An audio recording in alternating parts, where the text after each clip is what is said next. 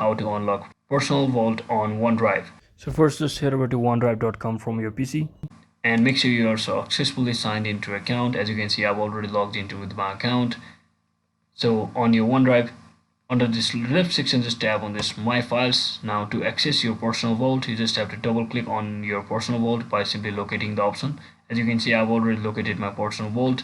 So let me just quickly open it by simply double tapping or single tapping on it, and you can just sign in to your Microsoft account first before proceeding in to your personal vault. So you just have to tap in sign in button over here, which will take you to the login page. Now you just have to use any one of these options. So let me just quickly use Windows Hello for this case, and it might ask you for your personal Gmail account password. So in this case, as I have already saved my password in the browser, so it's asking me with the Windows Hello. So in your case it might be different, it might be asking for your Gmail password, so you might as well verify your Gmail password with a verification code by sending a 6-digit code, and just like that you should be able to access your personal vault on your OneDrive. So that is it for today guys. Thanks for watching. Don't forget to like and subscribe to the channel. See you on the next one.